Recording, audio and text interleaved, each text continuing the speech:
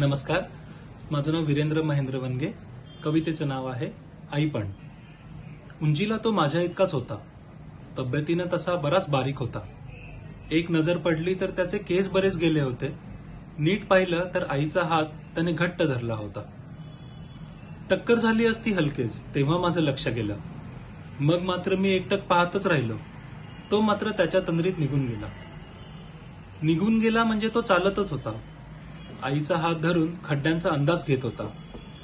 आता मी वळून वळून पाहत होतो. तो काही माझ्याकडे लक्षही देत नव्हता. माझ्या एवढाच असेल का?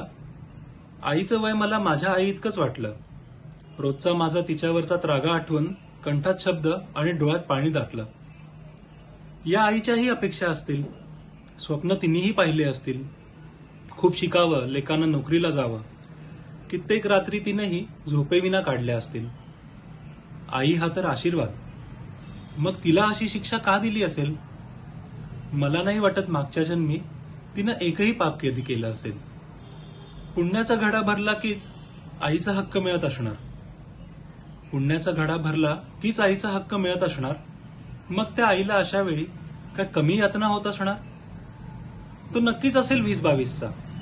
तरीही हात धरून ती त्याला नेत होती. ओलांडताना रस्ता धीर त्याला देत होती.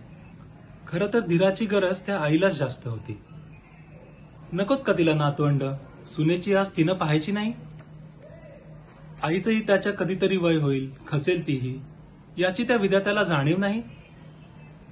खरं तर हे सारं माझ्या मनातलं वादळ. शांत, हे एकच वर्णन तिच्या चेहऱ्याचं. माझी चिडचिड होतीये खरी, पण तिला जराही काही नाही मुलगा असा असल्याचं. उलट खुश होती का ती? आयुष्यभर मुलगा कुशीत असल्यानं? नाहीतर आपण उडूनच जातो की, जरा जरी पंखांना हवा लागल्यानं. उरफटून तो तिला कधीच बोलणार नाही. आईलाच भरवायला सांगेल, हाताने कधीच जेवणार नाही. आज मी तरी माझ्या आईला मला भरवायला सांगणार नाही. मग नशीबवान मी की तो जो आईसमोर कधी मानही उंच करणार नाही. छान नक्कीच नाही वाटलं त्यांना बघून. तिलाही मिळावं जे दिलं आहे तिला वाटून. हे देवा असा क्रूरपणा करू नकोस. एका आईला अशा आईपणाची कधी शिक्षा देऊ नकोस. धन्यवाद.